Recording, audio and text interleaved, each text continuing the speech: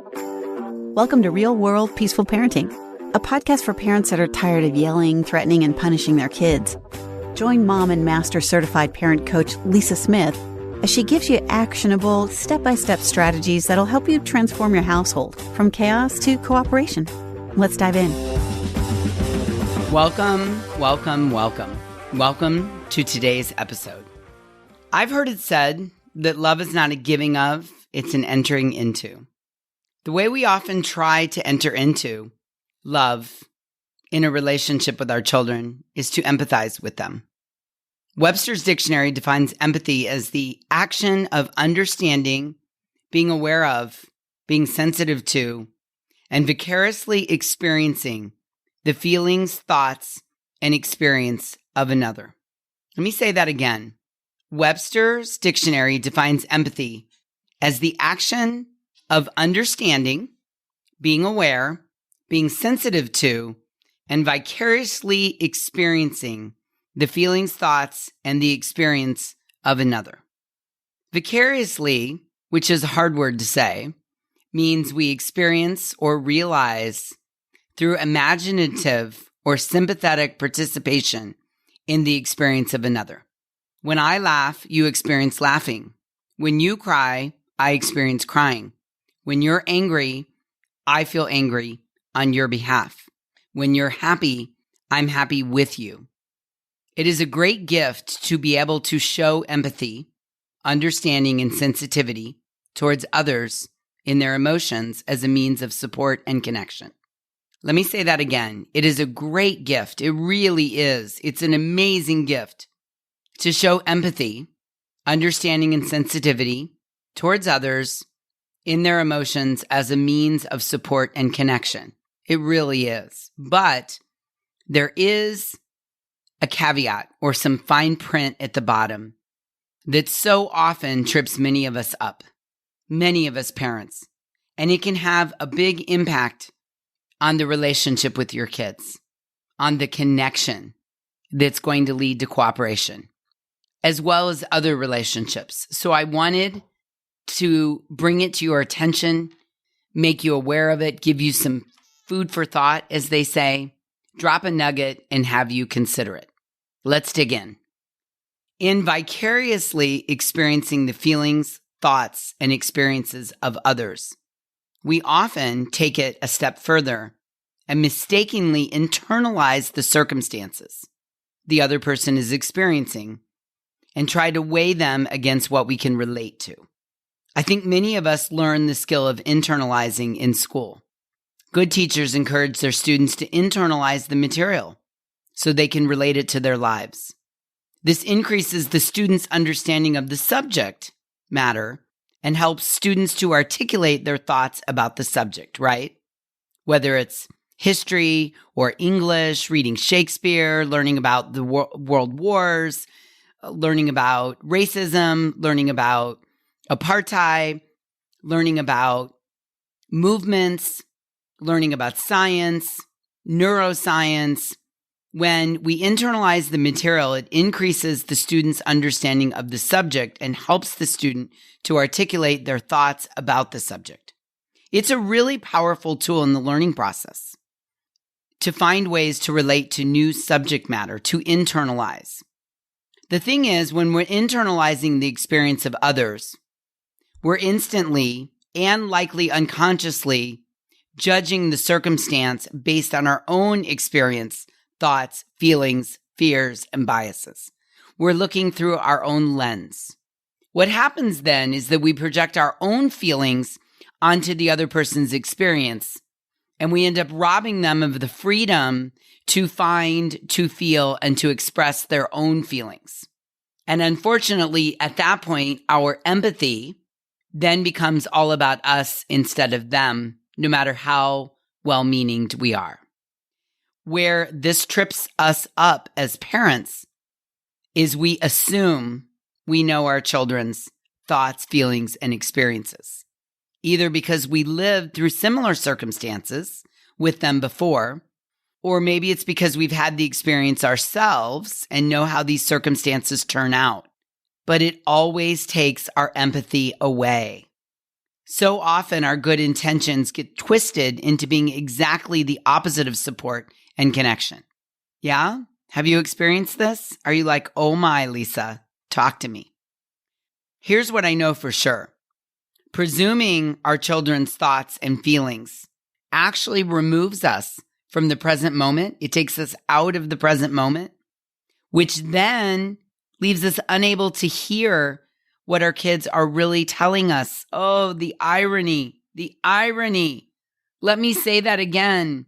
So often our good intentions get twisted into being exactly the opposite of support and connection. When we presume we know our children's thoughts and feelings, it actually removes us from the present moment. And when we're out of the present moment, we're not able to really hear what our kids are telling us. We're not hearing it because we're presuming we know what they feel, what their thoughts are, what their experience is, so we stop listening. Yeah? Does this sound familiar? Have you ever had this experience, either as the child or the parent or in another relationship? And here's the real kicker. When we decide we know someone else's journey, it takes our empathy away because it takes away our ability to listen and show up. Because once our brain has decided what they mean, what they felt, what they experienced, what they need, our brain takes us out of the present moment. And unfortunately, it takes away the beauty of being fully present with our kids. And kids notice. They notice. They know, they feel intuitively when the attention has shifted from them to you. Maybe you have a parent that made everything about them. Maybe you know exactly what I'm talking about here. Maybe you stop bothering to connect with your own parent because they've consistently shown you that showing up for you means showing off for them, turning all of your thoughts and feelings and experiences into a parade of thoughts and emotions for themselves. Feel familiar? You know this drill? And I'm sure their intentions are likely good. However, quote, good parents ask their children how they are and what they need. And they truly come with good intentions of being a good parent. But the moment you touch on a nerve, the conversation becomes no longer about you and no longer about supporting you and connecting with you or showing up for you. It becomes a desperate need to prove to you that they know what you're feeling. Wow, does this ring true for me? 100%. Unfortunately, however, ultimately, all that parent is doing is proving to you how much they really don't understand you or your needs. And you end up walking away feeling misunderstood, not heard, alone, not connected. What I know is our intentions are good. I know we all long to relate and find common ground with our children. And we're desperate to let them know that they're okay because we're just like them in some way. We want them to understand we understand. We want to normalize what they're experiencing. But so often in doing this, we're stifling their own voice, missing their primary need, which is to be seen, heard, and validated.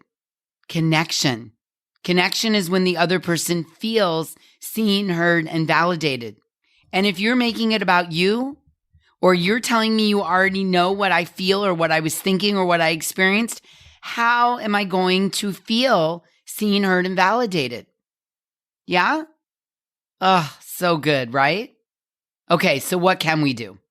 How can we practice truly showing up for our kids and staying present in each moment, even when it feels like the same moments keep playing on repeat? Oh, believe me, I know that one. How can we truly empathize and not internalize? And I think the answer is in learning how to be an active listener. Listening doesn't actually require relating at all. At all. Actually, the best listeners do the exact opposite. They remove all that they are personally from the conversation and intently attempt to get to know and understand the other person and where they're coming from. Understand the other person's thoughts, feelings, and experience from a clean or clear mind. Active listening is about opening the heart and mind, trying to learn who the other person is, not how or whether or not that person can relate to and validate us. What I know today, now more than ever, is that our children are starving for someone to listen to them, for someone to validate them, for someone to help them feel seen, heard, and valued. Our children are not necessarily looking for someone to relate to them. Active listening opens our minds to learning. In each moment when we are tempted to internalize and decide what our children are thinking, feeling, and needing, we have the opportunity to ask ourselves, what is new about this conversation or circumstance? What is my child trying to share with me or show me or communicate to me or teach me? And our job is to just listen. Not every moment is meant to be a teachable moment. Not every situation that stirs up needs and emotions needs to be covered with chocolate syrup, whipped cream, jimmies, and a cherry on top. It's not our job to fix or correct or guide every single conversation. I like to say there's a right time and a wrong time to parent. And sometimes just hearing your child, active listening, without trying to turn it into anything other than what it is, just listening is all he, she, or they need. That's it. I promise. They want to know that you see them and you recognize their pain or their struggle or their victory or their failure or their mistake or their uncertainty. And they want to know you're not alone. I see you. I hear you. I recognize what's going on and you're not alone. This, parents, is enough. This is empathy. This is connection. And it's one of our greatest tools in our parenting. So I want to challenge you to actively listen. I want to challenge you to empathize, not internalize. You can do this. I know it. You've got this. And until we meet again, I'm wishing you peaceful parenting. Thank you so much for listening today. I want to personally invite you to head over to thepeacefulparent.com/welcome and sign up for my free Peaceful Parenting mini course. You'll find everything you need to get started on the path to peaceful parenting just waiting for you over there at www.thepeacefulparent.com/welcome. Can't wait for you to get started. Thanks for listening to Real World Peaceful Parenting. If you want more info on how you can transform your parenting, visit thepeacefulparent.com. See you soon.